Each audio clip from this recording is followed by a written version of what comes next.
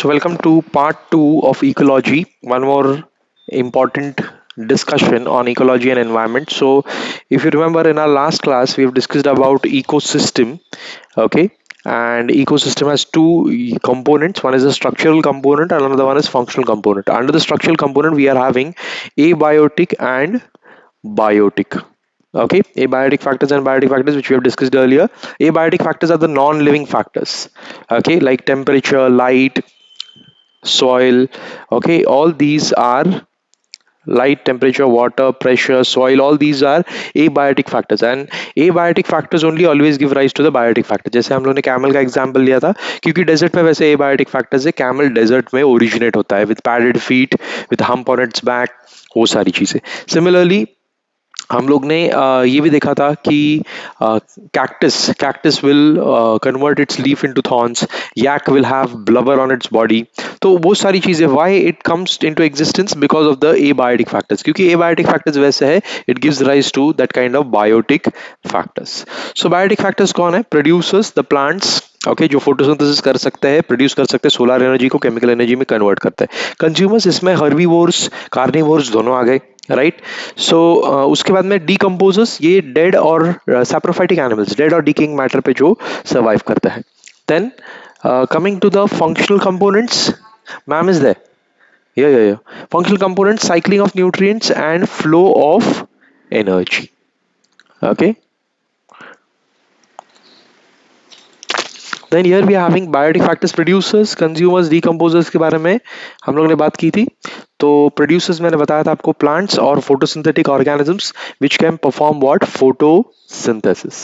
Okay, can convert solar energy into chemical energy, but certain bacteria are also able to do this. They're called as cyanobacteria, also known as chemoautotrophs. So the green plants in the ecosystem are called as the producers. Okay, the producers from the first trophic level in the food chain. From the sun, they are able to absorb solar energy and convert it into chemical energy. तो grass को अभी कौन खाता है? Grass hopper खाता है. तो ये इसका क्या हो गया? Consumer, primary consumer. Okay, then आप तो जानते हो कि ग्रास हॉपर को कौन खाएगा? फ्रॉग. तो वो क्या हो गया? Secondary consumer. बट ये जो एनिमल्स है, they are indirectly, like frog is not eating the plants, but it is ultimately dependent upon the plants only. तो हम लोग सब यूनिवर्सली प्रोड्यूसर्स पे डिपेंड करते हैं. Okay, and producers depend on solar energy, so we can say that we are indirectly dependent on solar energy. So all animals depend directly or indirectly on plant for their food needs, right? So consumers are also called as heterotrophs and plants are also called as autotrophs or chemoautotrophs.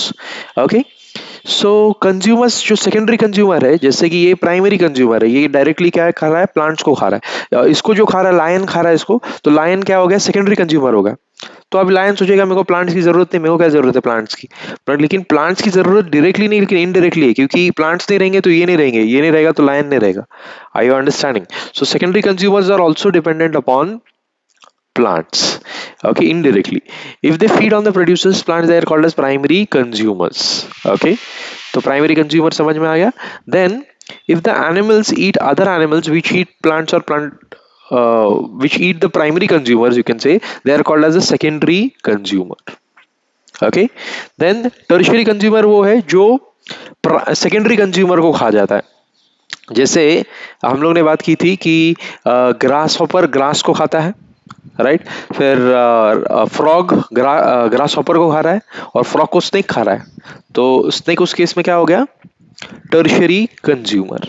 ठीक है, और भी उसके ऊपर जा सकते हैं, right. Supreme consumer, eagle snake को खा रहा है तो वो सुप्रीम कंज्यूमर, ईगल को कोई नहीं खा रहा है, right. So it is on the top of the pyramid.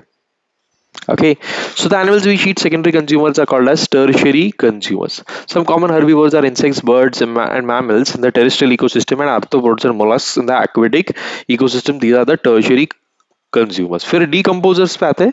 Decomposers मैंने बोला saprophytic organisms which feed on dead and decaying matter. Okay, तो डेड एंड डीकिंग मैटर को डिकम्पोज करके खाते हैं. They produce, they convert them into simple और inorganic substances like carbon dioxide, water and nutrients, and the process is called as decomposition. Examples are fungi, then इसमें कौन कौन खा रहा है? Plants, plant parts such as leaves, bark, flowers, ये सब dead remains of plants, animals, ये सब कंज्यूम हो सकता है। फीकल मैटर मतलब ऑर्गेनिक जो कुछ भी मैटर है ना, ये सारा डिकम्पोजिंग मैटर है, और वो that can be consumed by the which animals? Saprophytic animals. Saprophytic में क्रो भी आ जाता है, सैप्रोफाइटिक में वल्चर भी आ जाता है, सैप्रोफाइटिक में कुछ बैक्टीरिया फंगस भी आ जाते हैं। ओके, तो important steps in the process of decomposition of fragmentation, leaching, catabolism, humification, mineralisation. अब फ्रैगमेंटेशन मतलब टुकड़े करना, लीचिंग मतलब अब्सॉर्ब करना, ठीक है, कैटाबॉलिज्म मतलब उसका ब्रेक डाउन करना, ह्यूमिफिकेशन मतलब उसको सॉइल में कन्वर्ट करना, ह्यूमस में कन्वर्ट करना, एंड मिनरलाइजेशन मतलब आगे चल के इसमें से मिनरल्स ऑब्टेन करना। So that is these are the process involve in decomposition. So detritivores भी कहते हैं saprophytic animals को, detritivores who are feeding on what? Dead and decaying matter. earthworm is another example. तो fragmentation मैंने बता दिया आपको, लीचिंग बता दिया, कैटाबॉलिज्म और ह्यूमिफिकेशन, और एंड में मिनरलाइजेशन। ओके, देखो plant, a tree growing in the soil, it will absorb certain minerals, then a green leaf falls onto the ground, some are eaten by the insects and other by animals, then worm, ये nutrients enter the food web, ये worm क्या हो जाएगा? It will leach some nutrients into the soil by chemical action, and इसको, ये जब मर जाएगा तो इसको फंगस वगैरह डिकम्पोज करेंगे, right, and you will again get back the nutrients into the soil. Humification होगा, उसको फिर से soil में चला जाएगा, तो फिर से soil में चला जाएगा, तो this soil will again be available for the plants to, मतलब soil में से nutrients will be available for plants to absorb. तो cycle है वो. Okay, then decomposition is largely an oxygen requiring process. The rate of decomposition is controlled by chemical composition of the detritus and climatic factors. अब बर्फ में decomposition, lower temperature पे decomposition जल्दी नहीं होगा, लेकिन near the sea, okay, वहाँ पे decomposition जल्दी होगा, right? In a particular climatic condition, decomposition rate is slower if detritus is rich in lignin and chitin, right? Yeah. So, and quicker if detritus is rich in nitrogen and water soluble substances like sugars. Then temperature and soil moisture are the most important climatic factors that regulate. मैंने आपको बोला बर्फ में decomposition slow होगा, जितना temperature बढ़ेगा उतना decomposition भी फास्ट हो जाएगा. तो बेसिक से ही आपको you should be able to understand, and general knowledge है. Then decomposers act on the raw material called as detritus, the food chains. Now energy flows into the biological systems from the sun. Energy flows into the plants, from plants to worms, worms to insects, insects to frog to fish, right? And ultimately fish to man. So the biological system of environment includes several food levels called as trophic levels. So sun, air, water, soil, ये सबसे क्या बने? Plants, producers के consume करके क्या बने? Primary consumers, that they are the herbivores. Then the secondary consumers, omnivores. Tertiary consumers, carnivores, right? Then vultures, eagles, they क्या है? Detritivores. And again they will decompose into the soil and give you what? Soil, water and air. So this is the cycle.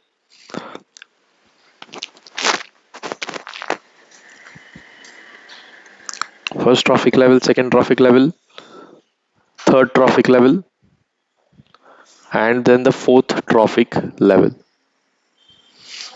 So a given organism may occupy more than one trophic level simultaneously. One must remember that the trophic level represents a functional level. A given species may occupy more than one trophic level in the same ecosystem at the same time. Okay, a sparrow is a primary consumer when it eats seeds, fruits, a secondary consumer when it eats insects and worms, because ये क्या है? Omnivorous है. तो अगर veg खाएगा मतलब grains खा रहा है तो प्राइमरी कंज्यूमर, वर्म को खा रहा है तो सेकेंडरी कंज्यूमर है, right?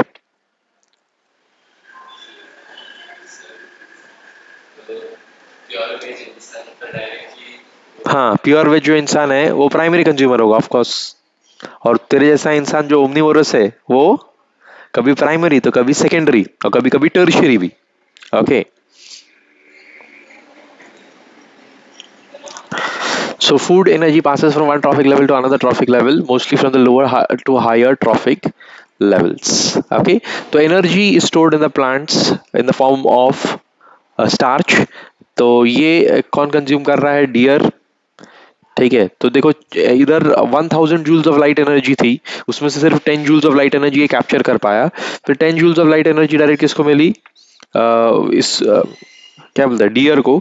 But only 1 joule of energy is available as food. Okay, and only 0.1 joule of energy is available as food for carnivores. तो आप देख रहे हो कम कम कम होते जा रहा है। So when the path of food energy is linear, the components resemble the links of a chain and is called as a food chain. और एनर्जी लेवल क्या होते जा रहा है? कम कम कम होते जा रहा है। सो प्रोड्यूसर्स सी देखो, इसके लिए आप देखोगे कि लायन को स्ट्रगल करना पड़ता है, किसके लिए? फूड के लिए। डियर को स्ट्रगल नहीं करना पड़ता फूड के लिए। डियर के पास चारों तरफ घास है, चारों तरफ कोई ना कोई प्लांट है, वो खा लेगा, अवेलेबिलिटी ज्यादा है, राइट। बट लायन शिकार करेगा, दौड़ेगा, मेहनत करेगा तो ही उसको मिलेगा। और उसमें से जो एनर्जी डिराइव होने वाली है वो कम होने वाली है as compare to the herbivores. और हर्बीवोर्स को जितनी लाइट एनर्जी, मतलब ऑब्वियसली सोलर एनर्जी बहुत है, तो जितनी सोलर एनर्जी मिल रही है उतना, राइट, जितनी सोलर एनर्जी मिल रही है उतने का उतना वो कन्वर्ट नहीं कर पाता। हम लोग 100% solar energy, plants 100% solar energy convert कर लेते हैं क्या स्टार्च में? नहीं, ऑफ कोर्स नॉट। ओके,